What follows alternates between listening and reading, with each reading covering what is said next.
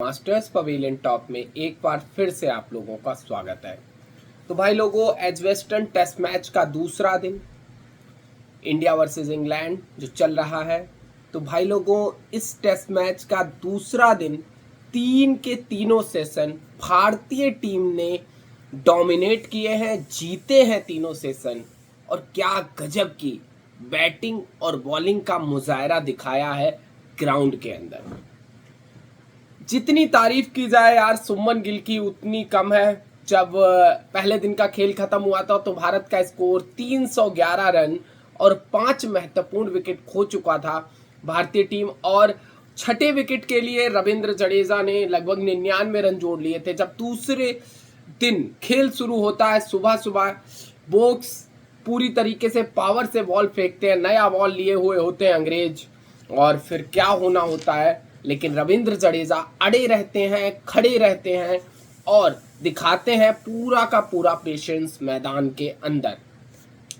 तो रविंद्र जडेजा 89 रन की पारी, यार देखो शतक पूरा नहीं हुआ, यशस्वी जायसवाल का भी शतक नहीं हुआ, बट ये 89 की पारी बहुत ही बहुमूल्य पारी है।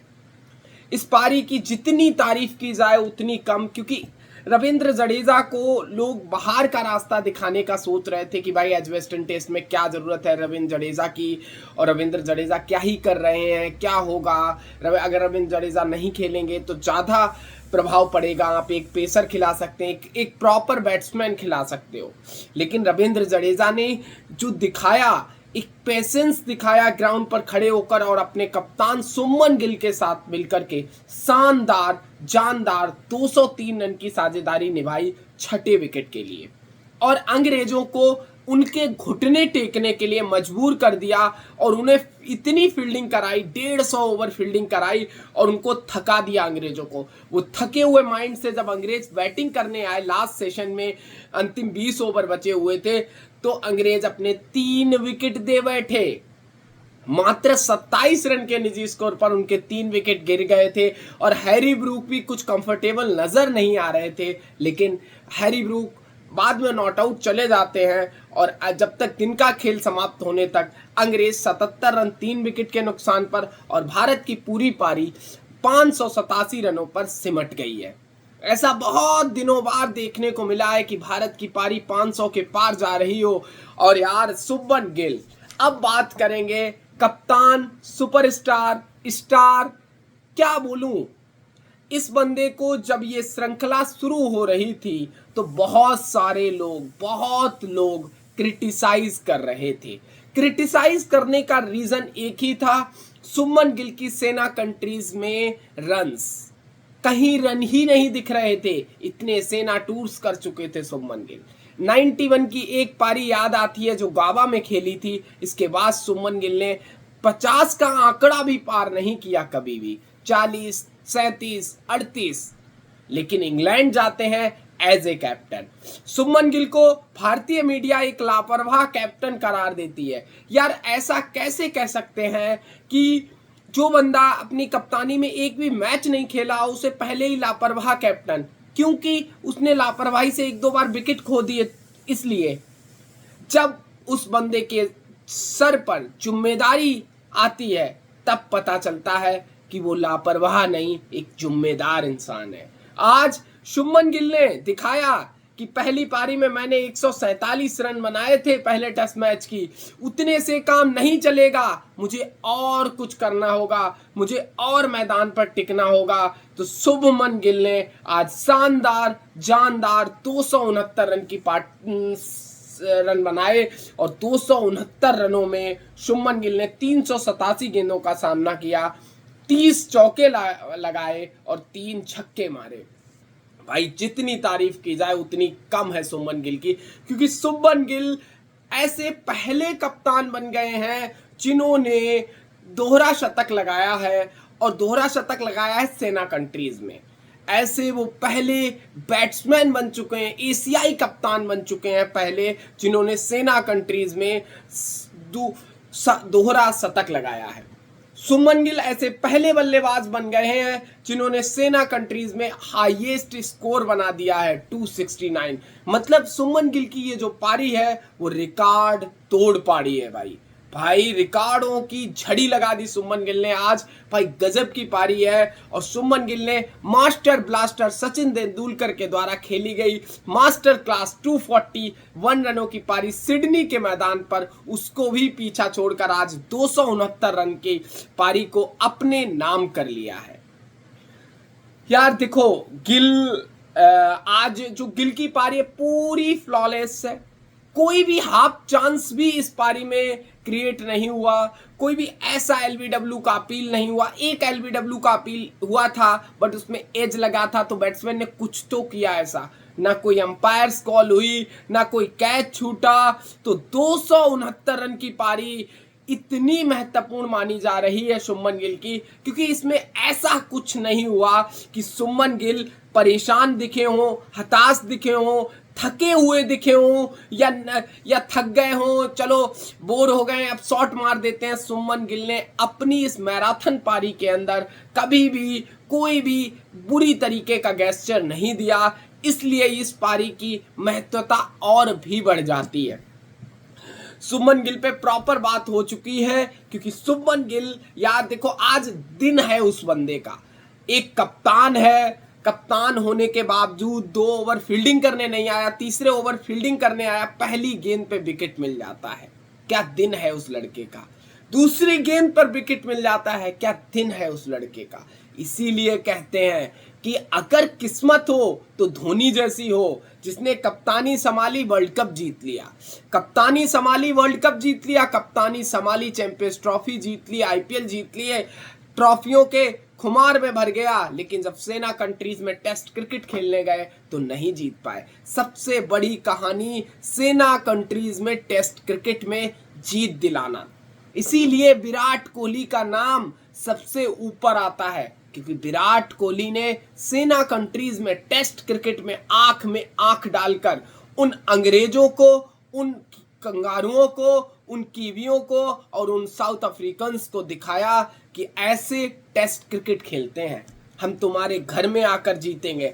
आज शुभमन गिल में वो अग्रेशन नहीं है, लेकिन वो पैशन है, वो जज्बा है, वो जज्बात है कि हाँ आंख में आंख डालकर खेलेंगे, लेकिन अग्रेशन की कमी रहेगी। अग्रेशन शायद ऋषभ पंत दिखा सकते हैं, मोहम्मद सिराज दिखा सकते हैं, जसप्रीत बुमराह दिखा सकते हैं। तो अगर ये अग्रेशन, पैशन, कामनेस, कूलनेस की ये अगर पूरी संरचना बनती है शुभमन गिल, जसप्रीत बुमराह, ऋषभ पंत, केएल राहुल, तो फिर परफेक्ट विराट कोहली का रिप्लेसमेंट मिल गया है हम लोगों को। नंबर 4 यार देखो, शुक्ला गद्दी पर चाहे सचिन तेंदुलकर आए, गद्दी पर चाहे विराट कोहली आए और गद्दी पर चाहे शुभमन गिल आए, लेकिन दबदबा नंबर 4 के बैट्समैन का बॉलरों के अंदर बना रहना चाहिए।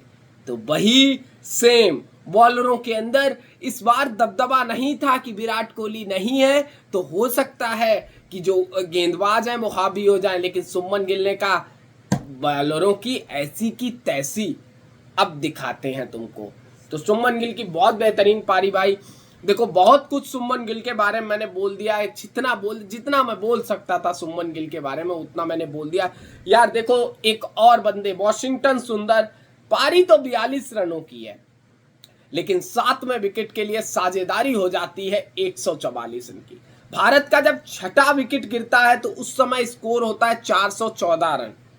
अगर 414 रन पे छठा विकेट गिरता है और भारत का रिकॉर्ड रहा है कि अपने विकेट को प्राइस टैग नहीं देना, कोई भी आए बस विकेट फेंक कर चला जाता था, लेकिन वॉशिंगटन सुंदर ने अपने कप्तान के साथ मिलकर अपने विकेट का प्राइस टैग दिया। वो गेंद बहुत बेहतरीन थी भाई। जो रूट की गेंद पड़ने के बाद स्किड हुई, थोड़ी सी बाहर निकलनी चाहिए, अंदर आई और स्टंप को उड़ा गई, लेकिन सबसे बड़ी तारीफ करने वाली पड़ी क्योंकि ये 144 महत्वपूर्ण रन बना गए। वॉशिंगटन सुंदर अच्छे लेफ्ट आर्म बैट्समैन है, 42 रन बनाए। इसके बाद आकाशदीप, सिराज और प्रसिद्ध कृष्णा। मैंने क्या बोला था, मुझे अपने नीचे के 4 बल्लेबाजों से 120 रन चाहिए इस टेस्ट मैच के अंदर। आप नीचे के 4 बल्लेबाज वॉशिंगटन सुंदर 42, आकाशदीप 6, सिराज 8 और प्रसिद्ध कृष्णा 5, 61 रन बनाए हैं इन लोगों ने। तो 61 और इसमें मान लो जडेजा, शुभमन गिल सबके रन मिला दिए जाएं तो लगभग नीचे के 4 बल्लेबाजों ने 120 रन का कंट्रीब्यूशन दिया है। भाई ये बहुत बड़ी तारीफ के काबिल बात है कि जब भारत का नवा विकेट 574 रनों पर गिर जाता है, इसके बाद भी हमारे प्रसिद्ध कृष्णा और मोहम्मद सिराज 13 रन जोड़ देते हैं, 587 पहुंचाते हैं। कितने महत्वपूर्ण होते हैं ये 13 रन। आप लोग सोच कर देखिए कि जब एक एक रन के लिए लड़ाई होती है तो 13 रन बहुत महत्वपूर्ण हो जाते हैं। तो जितनी तारीफ हमारे नीचे के बल्लेबाजों की भी की जाए उतनी कम है, जैसे आकाशदीप और सिराज और प्रसिद्ध कृष्णा, क्योंकि उनको इतनी बल्लेबाजी नहीं आती। अभी हमारे 3 बल्लेबाज ऐसे हैं जो नंबर 11 के बल्लेबाज हैं, हमारे 3 बल्लेबाज ऐसे हैं जो नंबर 11 के बल्लेबाज हैं। तो सोच समझ कर जिस तरीके की बल्लेबाजी करनी चाहिए आज वही दिखाया। अपने विकेट का एक प्राइस टैग रखा कि हाँ तुमको ये विकेट अर्न करनी पड़ेगी, मैं विकेट फेंक कर नहीं जाऊंगा। यही सेम आकाशदीप ने दिखाया। वो 6 मारने गया लेकिन वो 6 हो भी सकता था, वो उसने विकेट फेंका नहीं। सेम बात मोहम्मद सिराज ने करी, सेम प्रसिद्ध कृष्णा ने की। अब मैं विकेट नहीं फेंकेगा, आपको विकेट अर्न करनी पड़ेगी अपने टैलेंट के साथ। बॉलिंग में बात करें तो वोक्स को 2 विकेट लिए, बेन स्टोक्स ने भाई 6 से 7 बॉलर यूज कर लिए। मैं बात करूं हैरी ब्रूक 5 ओवर 31 रन, कोई विकेट नहीं। रूट 1 विकेट ले गया, बहुत महत्वपूर्ण विकेट ले गया और बहुत बढ़िया गेंद थी जिस पर रूट ने वॉशिंगटन सुंदर को क्लीन बोल्ड किया। शोएब बवासीर 45 over 167 run 3 wicket. Stokes 19 over 74 run 1 wicket. Josh Tongue 28 over 119 run 2 wicket और Brendon Carse 24 over 83 run 1 wicket और Chris Woakes 25 over 81 run 2 wicket. यार मुझे एक बात बोलनी है, शायद बेन स्टोक्स के साथ एक टैक्टिकल मिस्टेक इस टेस्ट मैच के अंदर हो गई। जो रूट को शायद उनको दूसरे सेशन में या पहले सेशन में लगा देना चाहिए था। अगर वो पहले सेशन में जहां पर थोड़ा सा ग्रिप शोएब बवासीर को मिल रहा था तो हो सकता है कि जो रूट ज्यादा इफेक्टिव हो जाते, क्योंकि उनका ऑफ स्पिन बहुत अच्छा काम करता है। बट ऐसा नहीं किया बेन स्टोक्स ने, तो बेन स्टोक्स ने ऐसा नहीं किया, उसका खामियाजा उनको भुगतना पड़ा कि भारत के निचले क्रम के बल्लेबाजों ने लास्ट 5 विकेट ने 300 से ज्यादा रन बना दिए, क्योंकि भारत के 5 विकेट मात्र 211 रन पर गिर गए थे। तो अगले 5 विकेट लेने के लिए बेन स्टोक्स की टीम को 376 रन खर्च करने पड़े। और सबसे बड़ी चीज, हर विकेट का एक प्राइस टैग था भारतीय टीम की तरफ से। भाई Zak Crawley, Ben Duckett, Ollie Pope और बेन डकेट, भाई ये बहुत मतलब एक इंग्लैंड के एक महान बल्लेबाज हैं भाई, माइकल वॉन भाई साहब। यार देखो बहुत ज्यादा बोल जाते हैं, बहुत ज्यादा, मतलब इतना ज्यादा बोल जाते हैं कि अपनी जैसे नहीं कहते हैं जवान पर लगाम नहीं, लगाम लगानी चाहिए। यार एक शतक मार दिया, उसी शतक से उछल के अरे भाई बेन डकेट तो पता क्या है, बेन डकेट तो वर्ल्ड का तीनों फॉर्मेट का सबसे नंबर 1 बल्लेबाज है, क्योंकि विराट कोहली 2 फॉर्मेट से रिटायर हो गया है। अरे भाई शेर बूढ़ा हो गया है लेकिन शेर अभी थका नहीं है। तो बेन डकेट आज खाता भी नहीं खोल पाए मेरे हिसाब से, क्योंकि पिछली पारी में जीवनदान मिल गए तो शतक बना गए। अरे भाई देखो क्या होता है कि अगर आप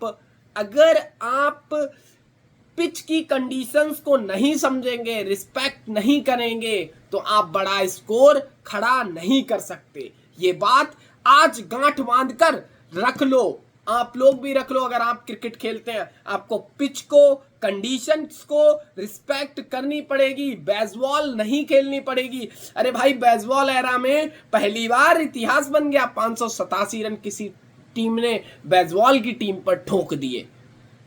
तो भाई ना तो बेन डकेट ने कंडीशंस की रिस्पेक्ट करी, तो आकाशदीप ने शुभमन गिल के हाथों कैच करा के पवेलियन भेज दिया। ओली पोप ने भी बिल्कुल कंडीशंस को रिस्पेक्ट नहीं करा। आकाशदीप ने राहुल के हाथों कैच कराकर पवेलियन भेज दिया। इसके बाद जैक क्रॉली ने भी सेम कंडीशंस को रिस्पेक्ट नहीं करी और पवेलियन भेज दिया। भाई इंडिया के साथ क्या अच्छा हुआ? इंडिया के साथ अच्छा वो हुआ, मैं आप लोगों को सिर्फ एक लाइन में बताएगा। पिछली बार बैटिंग भी अच्छी हुई, बॉलिंग भी अच्छी हुई, हम 20 विकेट भी नहीं ले पाए, लेकिन बॉलिंग हमारी अच्छी हुई। लेकिन पिछली बार जो हमारी सबसे बड़ी खराबी थी वो थी फील्डिंग। हमने कम से कम 6 से 7 कैच टपकाए ग्राउंड में, तो उसका खामियाजा हमको पूरा एक टेस्ट मैच गंवाना पड़ गया, और टेस्ट मैच भी गंवाना पड़ा, 1-0 से पीछे भी लग गए। इस बार क्या हुआ, 3 मौके मिले, तीनों लपक लिए, चाहे वो केएल राहुल ने लपके, सुमन गिल ने लपके, करुण नायर ने लपके जरूर। तो भाई देखो आज इतना अच्छा हुआ है। अब कल तीसरे दिन का खेल शुरू होना है। भारत को क्या करना है तीसरे दिन के खेल का थोड़ा सा मैं ब्यौरा बता दूं अभी के लिए। भारत को एक काम करना है कि भारत को सिर्फ समझदारी के साथ शुरुआत का 1 घंटे में 1 से 2 विकेट निकालने होंगे। फिर इंग्लैंड की जो टेल शुरू होगी उसको जल्द से जल्द खत्म कर और देखो फॉलो ऑन नहीं देना इंग्लैंड को। फॉलो ऑन दोगे तो इंग्लैंड क्या करेगी, हो सकता है इंग्लैंड के बल्लेबाज अड़ने की कोशिश करें। जब अड़ेंगे तो भाई एक कोशिश करेंगे कि हमारे गेंदबाजों को थका दोगे, जब थका दोगे तो खराब गेंद डालोगे ही, तो हो सकता है वो मैराथन पारी भी खेल जाए और आपको चेज करने के लिए कुछ 150-200 रन दे दें। तो आप क्या करो कि 300 की बढ़त लो, 300 और लगाओ और इंग्लैंड को गेम से बिल्कुल बाहर कर दो और बोलो कि चलो ड्रॉ के लिए खेलो, जीत के लिए खेलो। लेकिन आपको कल पहले 2 सेशन के अंदर इंग्लैंड को समेटना पड़ेगा अगर ये टेस्ट मैच जीतना है। नहीं तो अंग्रेजों की एक ही चाहत होगी, अगर जीत नहीं सकते हैं तो ड्रॉ करा दो टेस्ट मैच। तो भाई लोगों ये सोच के साथ इंडियन कैप्टन सुमन गिल को उतरना चाहिए। 2 दिन बहुत अच्छे गए हैं। पहला दिन मतलब एवरेज रहा दोनों टीमों के लिए, लेकिन दूसरा दिन भारत के लिए बहुत अच्छा रहा। तीनों सेशन भारत ने जीते। तो भाई लोगों यहीं तक थी वीडियो। चैनल को सब्सक्राइब करो, वीडियो को लाइक करो। मिलते हैं अगली वीडियो में, तब तक के लिए धन्यवाद।